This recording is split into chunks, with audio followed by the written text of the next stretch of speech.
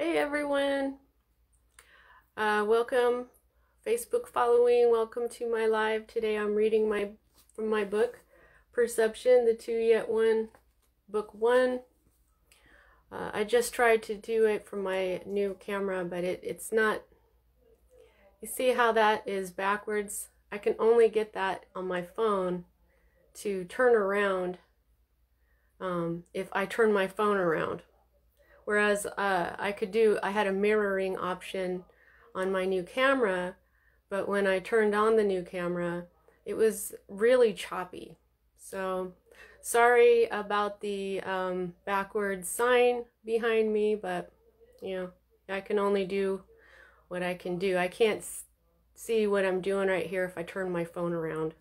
I mean, I guess I could try that, but anyway, today I'm reading only one chapter. I'm going to be busy this weekend, so this is chapter 4. Welcome Facebook following. I love you guys so much. And for those of you who are watching this on YouTube, welcome to my channel, The Mother Speaks Tarot. I'm Allison. This is my book, Perception, the Two Yet One.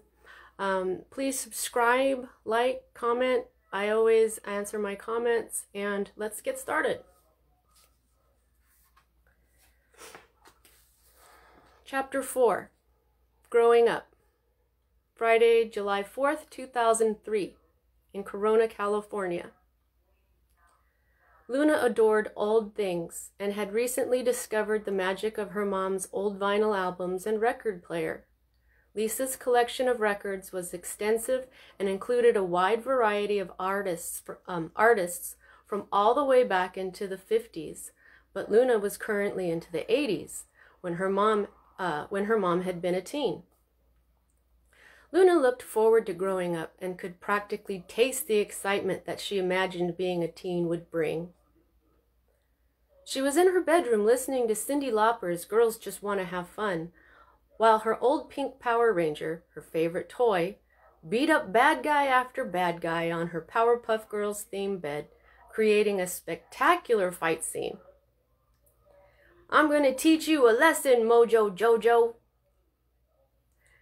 But the next instant, Luna's playful thoughts came to a screeching halt. She froze. All the hair on her entire body stood up as a sudden, deep, horrible dread overcame her. She had an overwhelming feeling that something awful was behind her, and she whipped around. Nothing was there.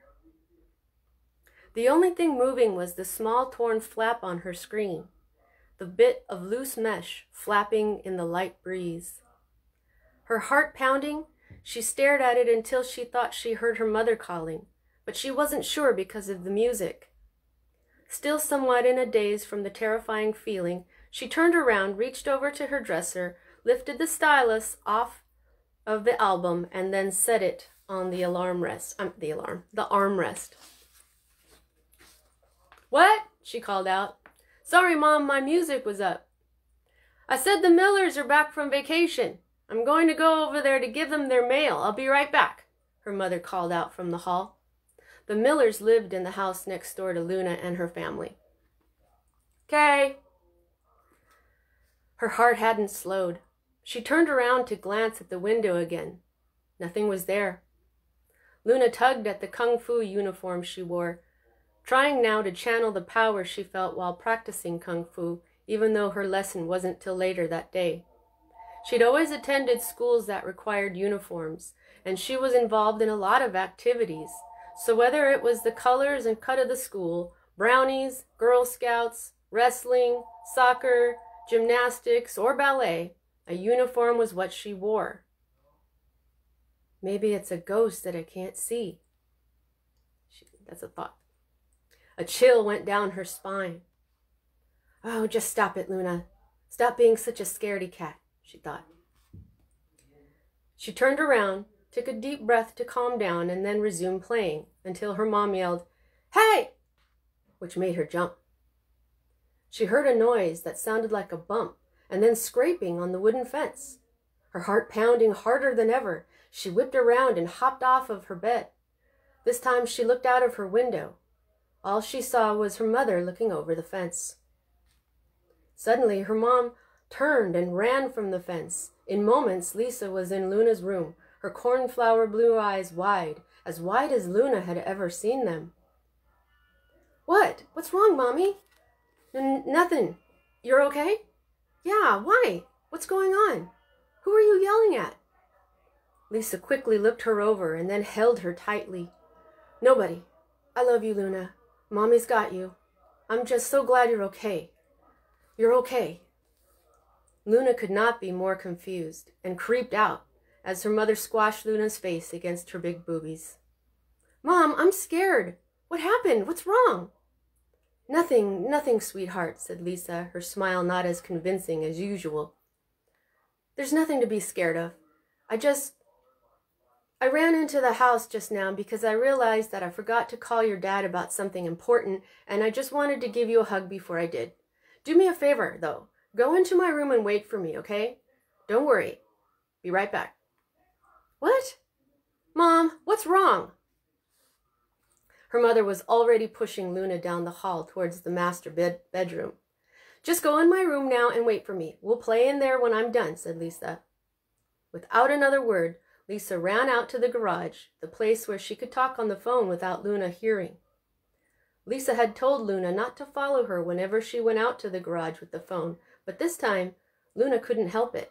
The gut feeling she'd had just before her mother went outside had her thinking that something was wrong, very wrong, and that her mother was keeping something from her that she thought Luna was too emotional to handle. She had to find out if she was right. Without a sound, Luna crept down the hall to the garage door and pressed her ear to it.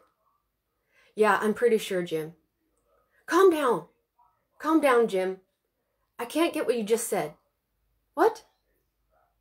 "Yes, sweetheart, very clearly." "Jim, you have to calm down so I can understand you." "Of course I did, but I don't have the training that you do." "What? Oh, so you're on your way?" Realizing that her mother was about to get off the phone, Luna hurried into her parents' room. Although she still had no clue what was going on, eavesdropping on her mother seemed to have helped. Her mother had told her father to calm down. Sure, that could mean that something was wrong. Or it probably meant that her father was just complaining about something with work as usual. That was backed up by her mother's mentioning of training. Luna knew that she could only be related... Luna knew that could only be related to work. Still curious, she was drawn to the closed curtain and went over to them. Opening the curtains only enough for one eye to peek through, she saw that there was still nothing out there but butterflies and bees pollinating the flowers. All was silent. Nothing was unusual. Why was I suddenly afraid of... I guess nothing? She thought. Luna sat down on the bed, and after a minute or two, her mother came back inside from the garage. "Okay, sweetheart, what do you want to play?" asked Lisa, a big smile on her face. "Your father's coming home early, so we can play until he gets here. You're not going to Kung Fu today. The class was canceled. Daddy will play with you while I make dinner." "Mom, who are you yelling at?" Luna asked again. "When?" "When you were in the backyard just now. You yelled, 'Hey!' and then I heard a noise on the other fence. I thought you were going to the Millers'. I forgot the mail. Oh, I forgot their mail. So before getting it, I decided to turn on the sprinkler and saw a squirrel chewing on the cable wires," explained Lisa with a shrug. "It ran over the fence into the Bryants' yard. The Bryants were the neighbors who lived on the other side of the Martins' home." Luna wanted to believe her. Playing with her parents was her favorite thing to do, and she decided to trust her parents and let it go in the interest of having fun. With her as her Pink Ranger and her mother and then later her father as Buttercup, Mojo Jojo finally took the trip he'd been expecting, to jail. And that night, Luna made it to Australia, a trip she had not been expecting, not one bit. Early Saturday morning, July 5th, 2003. Somewhere over the Pacific Ocean. "What?" Luna said. She was sitting on an airplane after having been woken up in the middle of the night by her parents and rushed out the door to the airport. Her parents had just told her this was not just a vacation. We're moving to Australia? Like, moving? Stammered her mother. Yes, cried Jim. We decided Corona was boring. He made a funny bored face. And that we like to live spontaneously. He smiled, shaking his fist excitedly on the spontaneously. From now on, with an expression of wonder, he held out an open hand and waved it in a wide, sweeping motion. We're gonna be the spontaneous family. Isn't that great, Luna? In a new school, there'll be new kids for you to make friends with. You didn't like it at your school, so now you will. Isn't this great? Luna didn't quite grasp the logic, but she was having a hard time not being distracted by what her father had just said. She did have problems making and keeping friends, and though she remained upbeat, strong, energetic, and full of life, she desperately wanted someone her own age and not related to her to care about her. In Australia, would the boys not tease her for her giant eyes? Would the girls not call her a bossy know-it-all? Would she experience an attitude adjustment? Now, when her playmates didn't do what she said, she became angry at them, and then cried because she felt bad about being angry at them. And when she wasn't crying, she seemed to be laughing too much. She tried to keep her mind off of emotional subjects by staying busy all of the time, but of course, that wasn't foolproof. Ah, Luna said, okay, that sounds fun. What else could she say? What a surprise! Are we going to get the rest of our stuff? Yeah, later, said Jim. But only things you really, really want. Okay. And if you don't like it there, said Jim, you can pick a new place and we'll go live there. Her parents were going to let her decide, as if she were a grown-up. Really? Okay, wow! Her parents smiled widely. Jim held his open hand up. Great! High five, Martins! The three high-fived. Yay, Martins!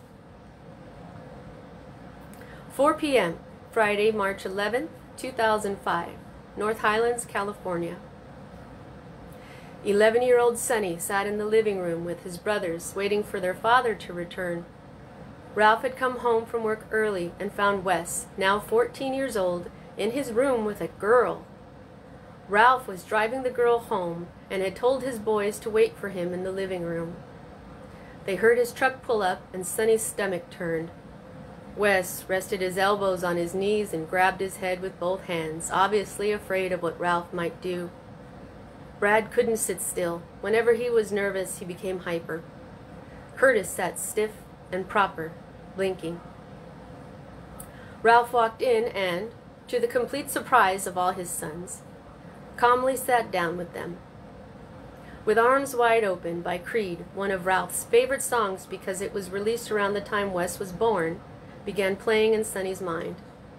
The song had Sonny suspecting that Ralph was only going to talk to them, not yell at or beat Wes. In moments, Sonny found he was correct. Okay, so listen up, said Ralph. So, you're all getting to the age where you'll start thinking about women, as Wes here has demonstrated for us all today. Wes scowled. Wes often scowled. He and Sonny were the serious ones, while Curtis and Brad were the family's jokesters. But despite his moods, Wes was charming and popular. Very. Unless you realize you're gay, Ralph added. As I've said before, being gay is about as wrong as being black or white or old or young. In other words, it just ain't wrong.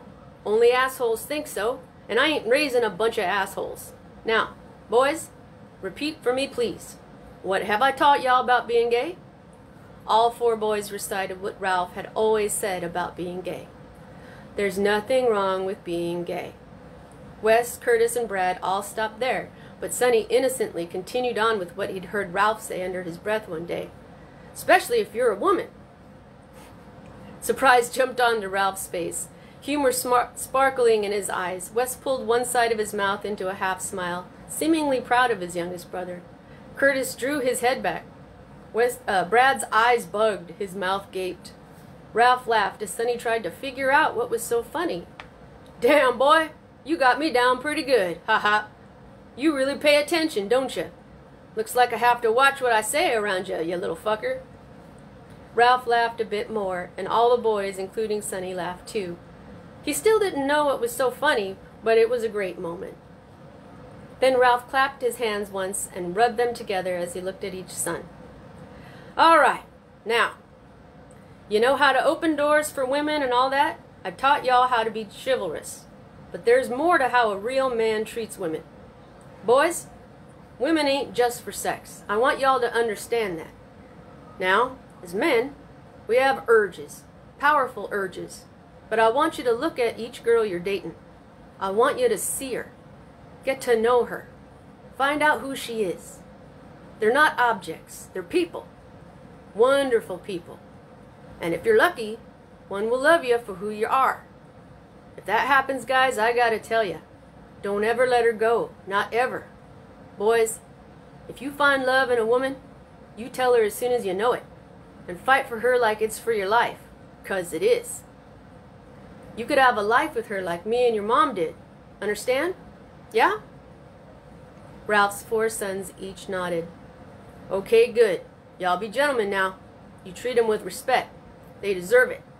If I ever hear that any of y'all don't, you better believe you'll hear from me. Got it?" Sonny and his brothers all nodded. "All that said," continued Ralph, "I gotta tell ya, sex don't mean love. Sometimes a woman will sleep with you but won't be in love with you. Don't go thinking that just 'cause you slept together, no matter how intimate or loving it seemed, that she's in love with you. And that's okay. Got it? Don't be going all apeshit if she's not into you as you are into her. If you love her, tell her, but give her the room to say it back. Let her tell you in her own time if she loves you. Be patient. Don't try to force it. Understand?"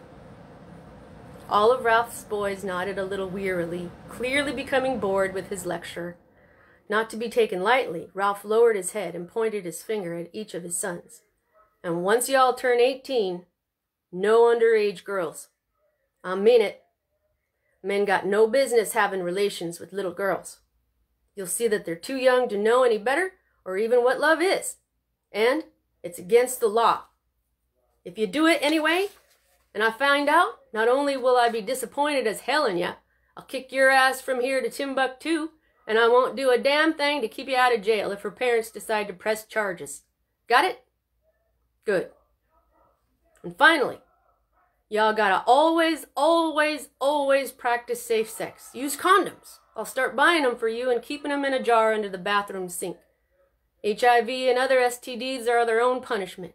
But if any of y'all ever get a girl pregnant before marrying her, I'll rip your balls off and hand them to you. Understand me?" Ralph definitely had regained their attention. Sonny's and his brother's eyes all widened as wide as they could go, and they nodded furiously. From that day on, the Frederickson boys indeed respected every girl any of them ever went out with. They paid attention to the girl's personality, not just her physical attributes, and when they broke up, they conducted themselves as gentlemen. They always used condoms, and once they turned 18, they didn't even look at younger girls. Not only did that make Ralph proud, but it had helped to make all of his sons really popular with the young ladies. And they all still had their balls. Friday, January 27th, 2006. San Francisco, California. After living in Sydney, Australia for about 2 years, the spontaneous Martin family moved to Tokyo, Japan. Luna loved anime and the country's pop culture. She curbed her bossiness even more, and the Japanese girls were nice enough to her, but she still didn't quite fit in and wasn't making any real friends again. Since she was now interested in the Dark Ages, the family was thinking of moving next to France or Italy. But for now, they were enjoying visiting San Francisco, and in particular, Aunt Marie. It was Luna's 12th birthday. Her parents told her that this was a significant birthday and that her aunt had a special gift for her. Luna knew somehow, before they told her, that this was a very special day, a day she had been waiting for all her life, but she didn't know why. The little family sat at Marie's dining table with slices of Luna's pink and purple birthday cake before them. The bright lights behind Marie's stained glass windows shined, casting spots of beautiful colors like confetti on the tablecloth.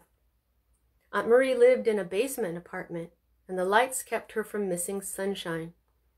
The rest of her apartment was beautiful, decorated with gorgeous things, from antique rarities to modern works of art. Her fluffy white Persian cat, Endora, was purring nearby. At dinner, Luna noticed that her aunt wasn't wearing the solid gold bangle that she always wore and wondered what happened to it. Her aunt tapped her crystal water glass as they finished eating. "All right, darlings, I can't wait any longer." Luna smiled at her aunt. "Happy 12th birthday, sweetheart. You're so lovely, dear. You're growing up so beautifully." Luna's smile faded. She didn't believe her aunt. As far as she was concerned, her face hadn't changed from its babyish one, and she thought her slightly plump, developing body was dumpy. And Dora jumped off of Marie's lap and onto Luna's. Luna began to stroke her. Aunt Marie turned around and took a small blue and gold gift wrap box out of the credenza and set it before Luna. Luna picked it up greedily to rip it open, but Marie stopped her. "Darling, before you open it, I'd like to tell you something. This isn't just any gift. It's a milestone." Luna knew what her aunt was saying was true.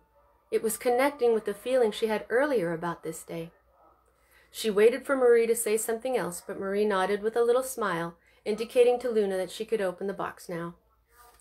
Luna ripped off the wrapping, opened the lid, and took the pink tissue paper out. Something hard was inside of the tissue. She unwrapped it. It was her aunt's solid gold bracelet. Her forehead creased, and she looked up at her aunt. "My mother gave it to me when I turned 12, and since I won't be having any children, I'm giving it to you, sweetheart." Luna's face relaxed.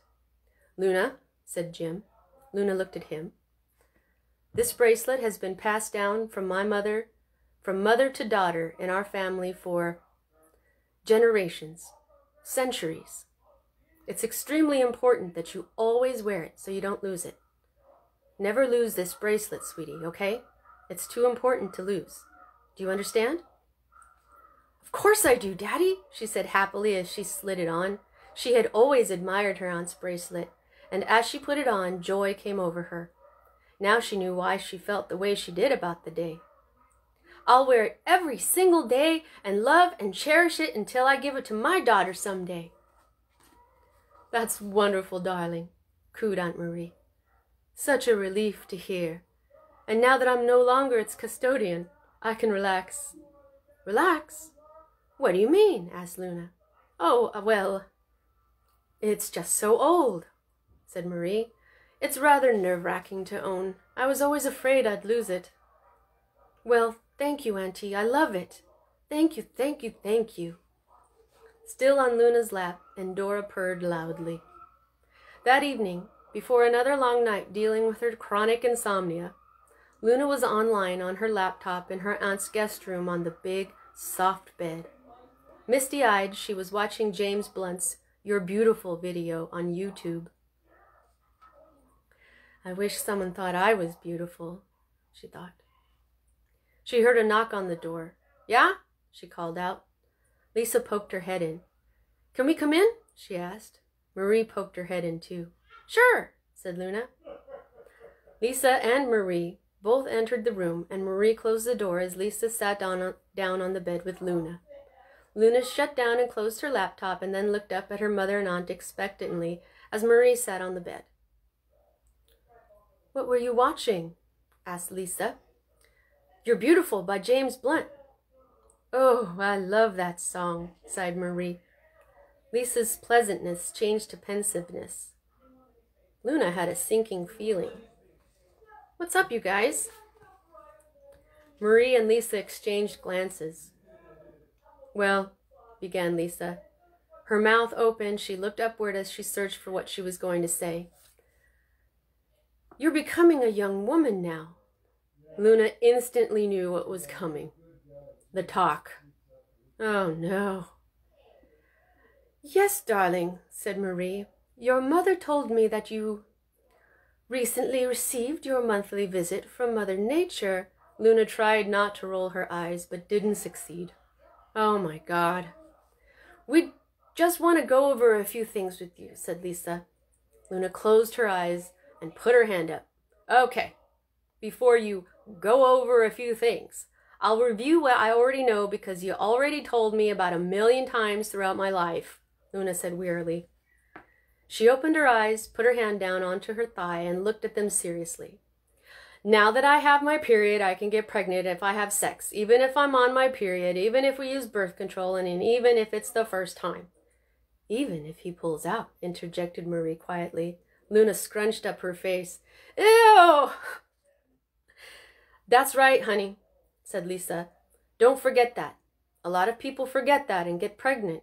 Yeah, well, I'm pretty sure it was just burned into my psyche to traumatize me forever. Marie rolled her eyes. Anyway, I know having a child is a huge responsibility. Luna's tone was a bit bratty. A baby isn't something you own like a baby doll or a puppy. It's a living being, a person. I understand how huge it is to have a kid, and I totally don't want one. Yet. So don't worry. I want my kid to have everything good possible, beginning with a mom who was ready for it. But there's no reason to worry. No one is busting down my door for any of that. They don't even want to be my friend. Lisa put one finger up and looked like she was about to interject. I know, Luna rushed to say. When boys want sex, they'll suddenly become really friendly, so I shouldn't be fooled. Lisa put her finger down, closed her mouth, and smiled a little, seemingly satisfied with Luna's answer. Jim suddenly opened the door and poked his head in. Don't trust boys! We lie! He pulled his head out and closed the door. Scandalized, Luna turned to Lisa. Did he lie to get you? No, he was very sweet and respectful to me, not like the overly friendly, pushy way some boys are. When a young man is sweet and respectful to you, that's when he likes you. Your father, it's just that he's having a hard time with you, his little girl, growing up.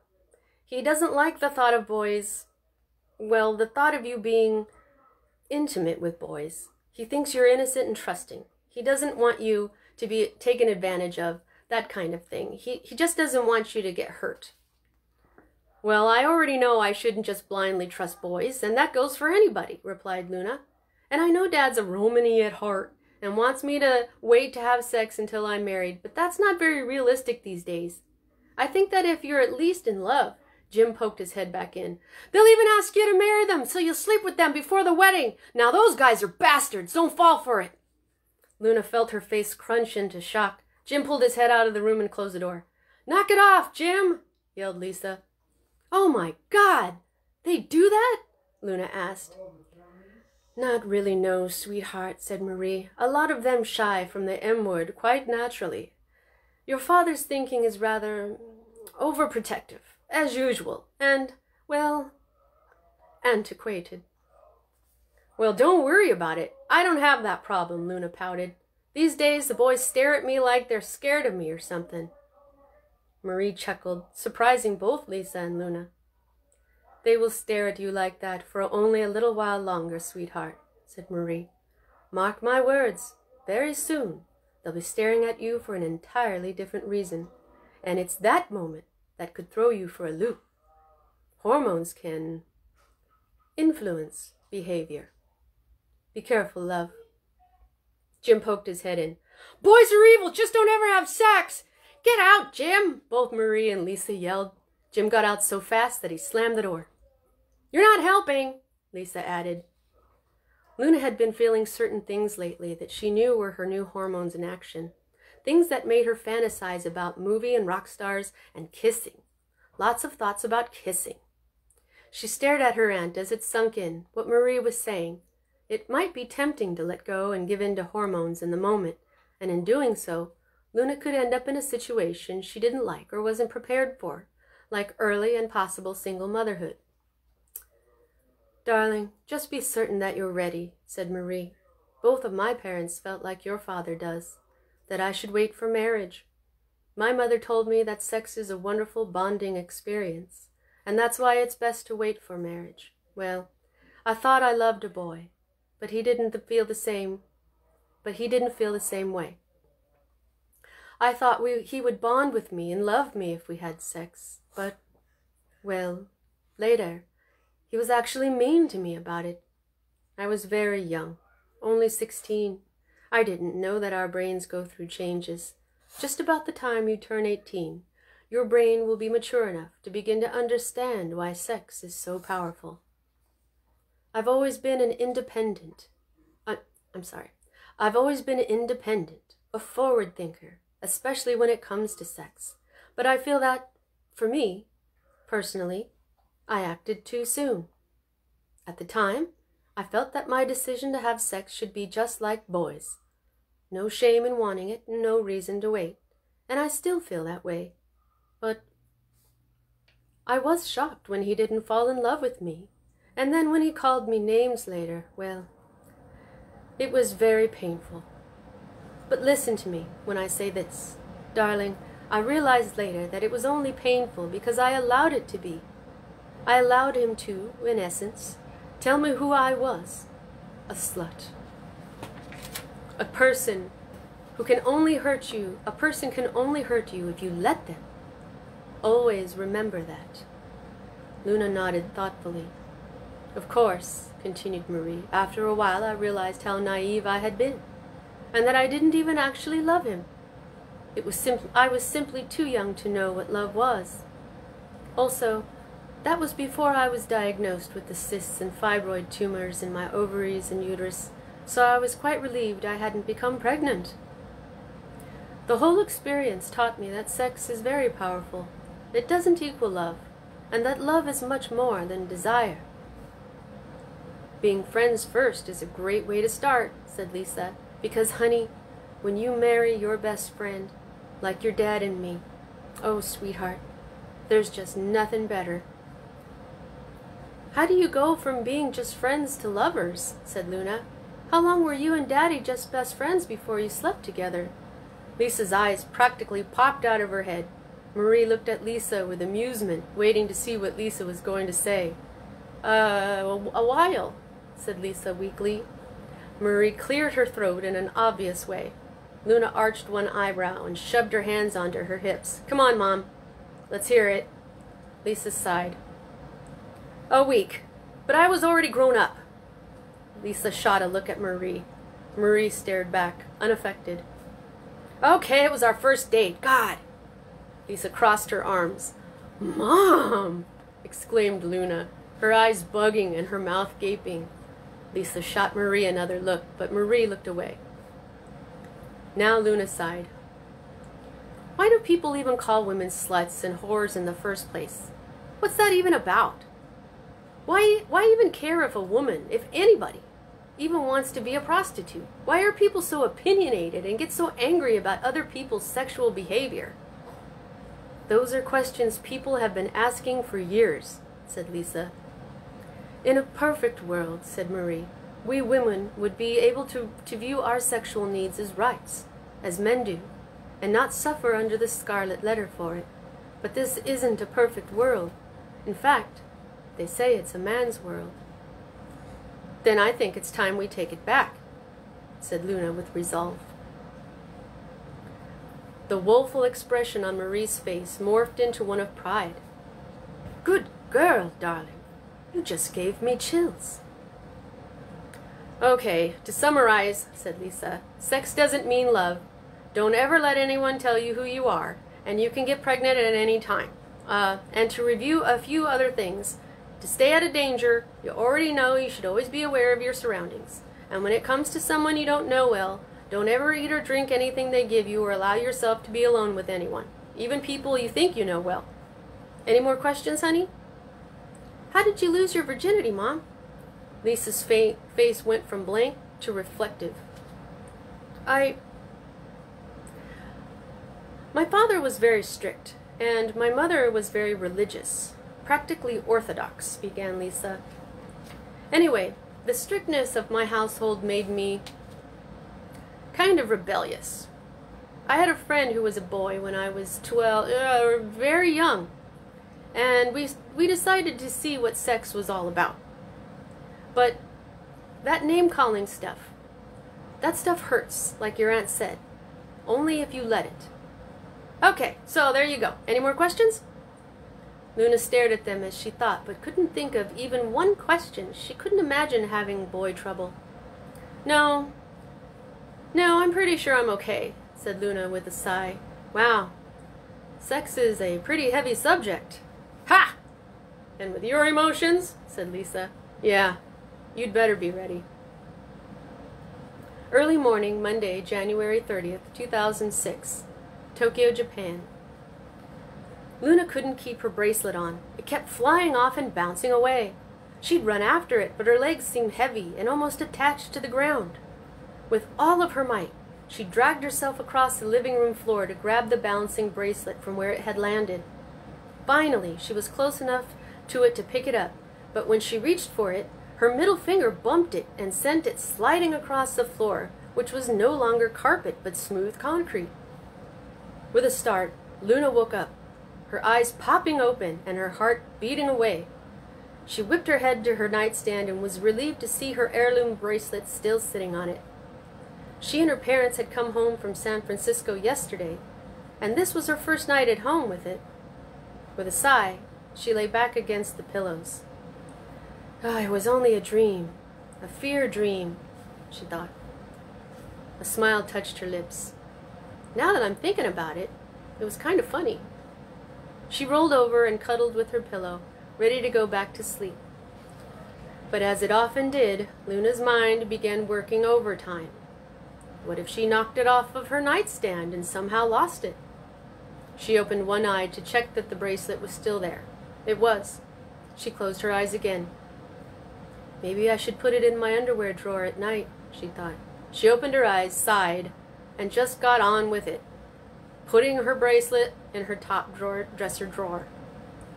Grabbing the heavy bracelet, she got out of bed, headed over to her dresser, and opened the top drawer. Pushing a bunch of underwear to the side, she set the bracelet in the empty space and then pushed the drawer closed. Satisfied, she went back to her bed, climbed in, and lay back down, cuddling with her pillow. She let out a sigh of contentment. But Luna's mind wasn't done with her. What if I totally forget that I put it in there? It's not where you should put jewelry. You should put jewelry in your jewelry box, because that's probably where you'll look for it, Luna. Annoyed, she opened her eyes again. Throwing the covers off, she got up, went over to the dresser, and opened the drawer. There it was. She picked it back up. Oh my God, I can already tell you're going to be a pain in the ass, she thought. She opened the bottom drawer of her jewelry box. It was full of costume jewelry that wasn't worth anything. Pulling the little drawer out of the box completely, she dumped its contents onto the dresser's surface, set the drawer back on its runners, and then set the bracelet down carefully inside. There. Stay there. Feeling tired again, she pushed the little drawer closed, wearily returned to bed, and climbed in. She made herself comfortable, but then sighed deeply because her mind had started up again. What if they were robbed in the middle of the night? The first place the thief would go to was her jewelry box. But Luna was already nodding off. She was too sleepy to get back up. Even still, her mind continued on to places that didn't even make sense. What if it didn't even really belong to our family? What if we only thought it did, and its real owner is out there somewhere? Where did it even come from? Like, where was it made? Maybe it wants to leave me because it's homesick and wants to go back to where it came from. What? That's silly. She finally drifted off to sleep. The next morning, Luna remembered her bracelet the moment she woke. Practically jumping out of bed, she rushed to her dresser to verify that it was still there. Expecting to feel relief, slip it on, and then begin her day, she was utterly devastated to find that when she opened the little drawer of her jewelry box, the same drawer that she'd cleaned out solely for the purpose of housing the bracelet, it was gone. The drawer was empty. "What?" she cried. "Oh, no!" Frantically, she began tearing her room up. She checked her underwear drawer, the nightstand, and even places she'd never put it. A knock at the door stopped her. "Yeah?" "Can I come in?" asked her mother. "Yeah." Lisa entered the room and made a face at the mess that was now Luna's room. "What the—" "Mom, I lost the bracelet." Lisa's shoulders dropped and her face melted into an expression of deep disappointment. Disappointment in Luna. "Oh no, Luna. Really? We've only been home one night. One night!" Luna burst into tears. "I know. Dad and Aunt Marie will never forgive me." "Oh, honey. Well, it's not lost forever. It's in here somewhere. Just keep looking." "Okay." "What's going on?" asked Jim, poking his head into the room. Neither Luna nor Lisa answered him. They just stared at him sadly until he got it. His expression went from shock to devastation to annoyance. "Luna, you only had it a couple days." "I know," she wailed. "I'm sorry. I don't know what happened. I put it in a drawer in my jewelry box all by itself, but when I opened it this morning, the drawer was completely empty." "Huh," said Lisa. "Maybe you've begun sleepwalking." "Oh, great. Something else to make me even weirder," snapped Luna. Jim and Lisa left Luna's room to go for their morning run, leaving Luna with the problem of finding her bracelet. But Luna didn't find it. Eventually, she had to give up looking. All three looked for it when they moved again, but despite their thorough search, they never found it. It became a source of deep sadness for her whenever she thought about it, forming a pit in her stomach whenever she did. Neither she nor her parents ever stopped looking for it or wondering what had happened to the priceless heirloom. Okay, so that's chapter 4. Hope you enjoyed it. See you next time.